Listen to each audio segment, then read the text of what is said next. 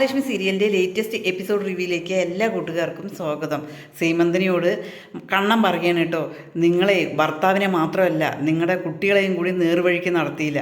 നിങ്ങളുടെ മോനെ എന്നെ ഡോക്ടർ തോംസൻ്റെ അവിടെ നിന്ന് കൊണ്ടുപോയത് എവിടേക്കാണെന്നറിയൂ? കൊല്ലാൻ വേണ്ടിയിട്ടാണ് അവൻ കൊണ്ടുപോയത്. അവൻ എപ്പോഴെങ്കിലും എഴുന്നേൽക്കുകയാണെങ്കിലേ അവൻ കാര്യങ്ങളൊക്കെ പറയും എന്നിങ്ങനെ പറയണം കേട്ടോ. അത് കേൾക്കുമ്പോൾ സീമന്തിനി പറയണം, മോനെ ഞാനതൊന്നും അറിഞ്ഞിട്ടില്ല എന്ന് പറയണം. നിങ്ങളൊന്നും അറിഞ്ഞിട്ടില്ല എന്ന് പറയരുത്. ഞാനും മഹിയും കൂടി തെറ്റി നിൽക്കുമ്പോൾ നിങ്ങളുടെ സ്വാതിയെ ഇങ്ങോട്ടേക്ക് പറഞ്ഞയച്ചില്ലേ, അത് എന്തിനു വേണ്ടിയിട്ടായിരുന്നു?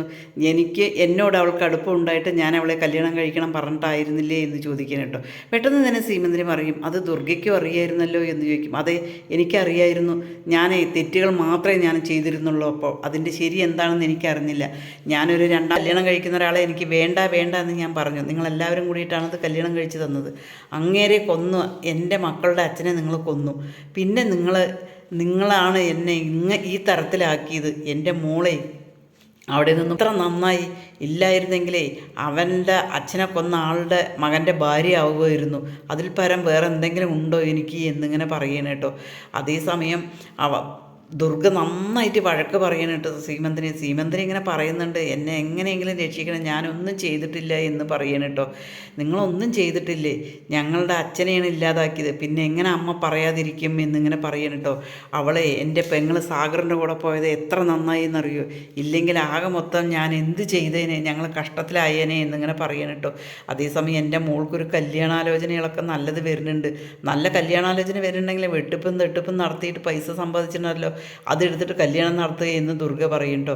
അതേസമയം കണ്ണൻ പറയും, ഞാൻ എൻ്റെ അച്ഛൻ്റെ കൊലയാളിയുടെ മോൾക്ക് അങ്ങനെ സഹായം ചെയ്യാനുള്ള വിശാല മനസ്ഥിത എനിക്കില്ല, അതുകൊണ്ട് ഞാനൊരു 5 പൈസൻ്റെ കാര്യം ഞാൻ തരില്ല എന്നിങ്ങനെ പറയണം കേട്ടോ. അതും കാത്ത് നിങ്ങളിരിക്കണ്ട. നിങ്ങളുടെ മോനിനി എഴുന്നേറ്റ് നിന്ന് കഴിഞ്ഞാൽ എന്തെല്ലാം ചെയ്യുന്നുള്ളതും പറയണ്ട. അതേപോലെ തന്നെ കേസ് നടത്തും, എല്ലാ കാര്യങ്ങളും ഞാൻ ചെയ്യും, അവർക്ക് വേണ്ട ശിക്ഷ ഞാൻ വാങ്ങിക്കൊടുക്കും എന്നിങ്ങനെ പറയണം കേട്ടോ. അതേസമയം ദുർഗ നന്നായിട്ട് സീമന്തിനിയെ വഴക്ക് പറയണം കേട്ടോ. ഇറങ്ങിപ്പോടി എന്ന് പറയണ്ട കേട്ടോ. പിന്നീടും കരഞ്ഞുകൊണ്ട് സീമന്തിനി നിൽക്കുകയാണ് കേട്ടോ. എന്തെങ്കിലും സഹായം ചെയ്യണം കണ്ണ എന്ന് പറഞ്ഞിട്ട് കൈകൂപ്പി ചെയ്യാണ്. കണ്ണൻ പറയും, നിങ്ങൾ കൂടുതൽ നേരം ഇവിടെ നിന്നിട്ട് ഒരു കാര്യമില്ല, നിങ്ങൾക്ക് ഈ വീട്ടിൽ നിന്നും ഇറങ്ങിപ്പോകാം എന്ന് പറഞ്ഞിട്ട് കണ്ണൻ അവരെ ഇറക്കി വിടുകയാണ് കേട്ടോ. പിന്നീട് ജാനമ്മ അങ്ങനെ വിഷമത്തോട് കൂട്ടിയിട്ട് കുട്ടീനെ നോക്കിയിട്ട് ഇരിക്കുകയാണ് കേട്ടോ. അതേസമയം ലേഖയും മഹിയും കൂടി ഇങ്ങോട്ട് വരികയാണ് കേട്ടോ. മോളിനിയോ എണിച്ചിട്ടില്ലല്ലോ എന്നിങ്ങനെ പറയും. എനിക്കെണ്ട അവൾ പാല് കുടിച്ചതല്ലേ, അതുകൊണ്ടായിരിക്കും ഉറങ്ങുന്നത് എന്ന് ജാനമ്മ പറയണം കേട്ടോ. അതേസമയം മഹി ഇങ്ങനെ പറയുന്നുണ്ട്, ജാനമ്മയ്ക്ക് പോകാൻ നേരമായില്ലേ എന്ന് ചോദിക്കണം. ഞാൻ പോവുകയാണ് എന്ന് പറയണം കേട്ടോ.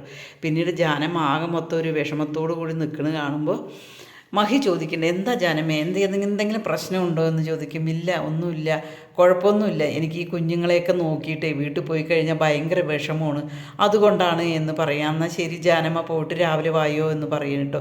ജാനമ്മ പുറത്തേക്ക് ഇറങ്ങിയതും തന്നെ മഹി ഇങ്ങനെ പറയുന്നുണ്ട്, നല്ലൊരു സ്ത്രീയാണ് കണ്ണേട്ടൻ കൊണ്ടുവന്നത്, അവർക്ക് നല്ല ആത്മാർത്ഥതയുണ്ട് കുഞ്ഞിനെ നോക്കാൻ എന്നിങ്ങനെ പറയണം കേട്ടോ.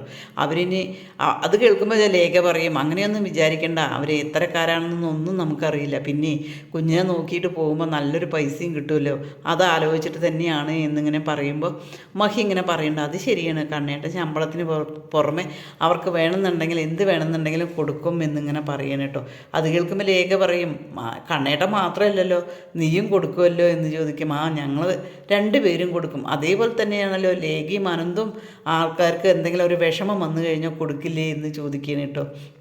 നമ്മളില്ലാത്തവരല്ലേ എന്തെങ്കിലും ഉള്ളവർക്ക് സഹായിക്കേണ്ടത് എന്ന് കേൾക്കുക. ജാനമ്മ ഇതൊക്കെ കേൾക്കണം കേട്ടോ.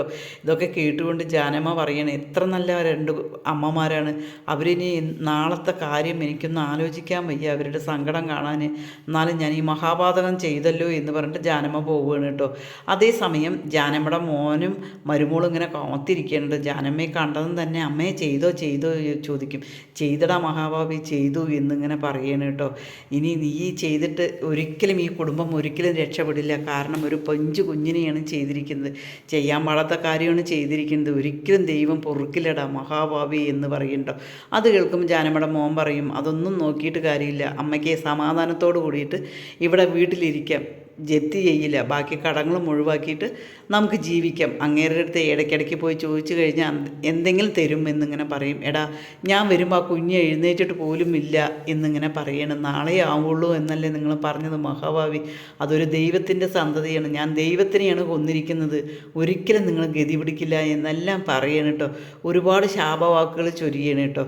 അതേസമയം അയാൾ അതൊന്നും വകവയ്ക്കുന്നില്ല. എന്തായാലും ഒരു കുഴപ്പമില്ല, ഒരു കുഞ്ഞിന് വേണ്ടിയിട്ടല്ലേ, നമ്മുടെ കടങ്ങളൊക്കെ തീരുമല്ലോ, അതിൽ നിന്നും നമുക്കൊരു പ്രശ്നവും വരില്ല എന്നിങ്ങനെ പറഞ്ഞിട്ട് അവർ സംസാരിക്കുകയാണ് കേട്ടോ. അതേസമയം കരുണി അതുപോലെ പ്രതാപനും ഉണ്ണിയും കൂടിയിട്ട് സംസാരിക്കുകയാണ് കേട്ടോ. ഉണ്ണിയുടെ അടുത്ത് കരുണയോട് ഇങ്ങനെ പ്രതാപം പറയണം, മോളെ നാളെ ലേഖയുടെ വീട്ടിലൊരു രണ്ടമ്മമാരും കൂടി മാറത്തടിച്ച് കരയണത് നിനക്ക് കാണണ്ടേ, നിനക്ക് സന്തോഷിക്കണ്ടേ, എന്തായാലും നാളെ അത് സംഭവിച്ചിരിക്കും എന്നിങ്ങനെ പറയണം കേട്ടോ. അത് കേൾക്കുമ്പോൾ ഉണ്ണി പറയണ്ട, മതി മതി കൂടുതലൊന്നും പറയണ്ട, എന്തെങ്കിലും കാര്യം നടന്നിട്ട് പറഞ്ഞാൽ മതി എന്നിങ്ങനെ പറയും കേട്ടോ. അത് കേൾക്കുമ്പോൾ പ്രതാപം പറയും, എന്തെങ്കിലും ഒരു കാര്യം ചെയ്യണമെന്ന് പറഞ്ഞാൽ നീ ഒരുപാട് തവണ ചെയ്തതല്ലേ, എന്താ നീ പരാജയപ്പെടില്ലേ, പിന്നെ ആരെങ്കിലും ചെയ്യണതിന് കളിയാക്കണ്ട എന്ന് പറയും കേട്ടോ. അത് കേൾക്കുമ്പോൾ ഉണ്ണി പറയും, നിങ്ങൾക്ക് ചെയ്യാനൊരു അവസരം ഉണ്ടായിരുന്നു, കാരണം നിങ്ങളെ കല്യാണം കഴിയുന്നതിന് മുമ്പ് മഹി അവിടെ ഉണ്ടായിരുന്നത്, ആ അയ്യപ്പ വിഗ്രഹം അവിടെയായിരുന്നു. അവളെ കല്യാണം കഴിച്ച് കൊണ്ടുവരുമ്പോൾ അയ്യപ്പ വിഗ്രഹം കൊണ്ടാണ് വന്നത്, അത് ഇവിടെ കൊണ്ടുവന്ന് വെച്ചതിന് ശേഷമാണ് ഞങ്ങൾക്ക് പോലും കഷ്ടകാലം തുടങ്ങിയത്. ആ അയ്യപ്പ വിഗ്രഹം അവിടെ നിന്ന് എടുത്ത് മാറ്റിയിരുന്നതാണെങ്കിൽ ഈ പ്രശ്നങ്ങളൊന്നും വരില്ലായിരുന്നു എന്നിങ്ങനെ ഉണ്ണി പറയുകയാണ് കേട്ടോ.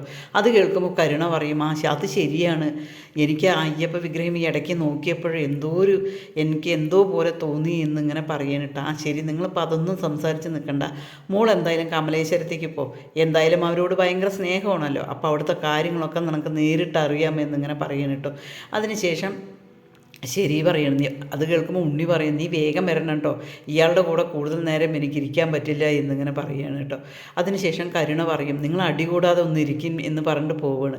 കരുണ പോയതും പ്രതാപം ഉണ്ണിയോട് ചോദിക്കും, എടാ നീ എന്നോട് എന്താ പറയണത്, കഴിവ് കെട്ടവനെ കിഴങ്ങ, നീ എൻ്റെ അമ്മയുടെ സ്വത്തും എല്ലാം വാങ്ങിയില്ലേ, ഞാനും എൻ്റെ മോളും അവരുടെ സ്വത്തും മാത്രമേ നിനക്കുള്ളൂ എന്നിങ്ങനെ പറയണം കേട്ടോ.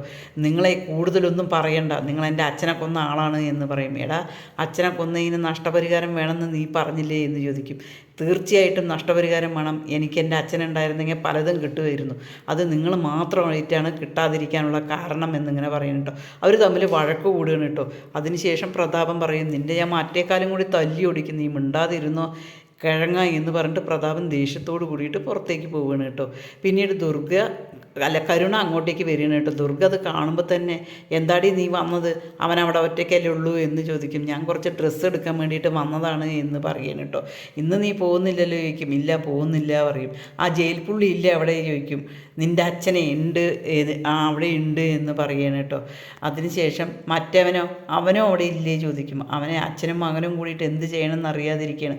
അവിടെ നിന്നിട്ട് പല കാര്യങ്ങളും തീരുമാനിച്ചിട്ട് ഏതായാലും നടത്തിക്കോളി, ഏതായാലും എനിക്ക് ഇവരെല്ലാവരും കാരണമാണ് ആ കുഞ്ഞിനെയും കൂടി ഒന്ന് കാണാൻ പോവാതിരിക്കാൻ ഉള്ള കാരണം ഏതായാലും കണ്ണൻ എനിക്ക് കുഞ്ഞിനെ കൊണ്ടുവന്ന് കാണിച്ചു തരാം എന്ന് പറഞ്ഞിട്ടുണ്ട് എന്ന് പറയുന്നുണ്ട്. അമ്മേ എനിക്കും അങ്ങനെ തന്നെയാണ്, ഞാനന്ന് പോയപ്പോൾ ലേഖ എനിക്ക് കുഞ്ഞിനെ ഒന്നും കാണിച്ചു തന്നില്ല, ആട്ടി ഓടിക്കുകയാണ് ചെയ്തത് പറയും. പിന്നെ നിന്നെ ആട്ടി ഓടിക്കാതെ പിന്നെ എന്ത് ചെയ്യുന്നതാണ് നീ വിചാരിച്ചിരിക്കുന്നത് എന്ന് പിന്നീട് ദുർഗ അവരെ ശപിക്കുകയാണ് കേട്ടോ. അവർക്ക് ഒരു പരഗതിയും ഒരു ഗതിയും ഇല്ലാതിരിക്കുകയാണ്. അവരുടെ തലയിൽ എന്തെല്ലാം ഉദിക്കുന്നുള്ളത് പറഞ്ഞറിയാൻ പറ്റില്ല.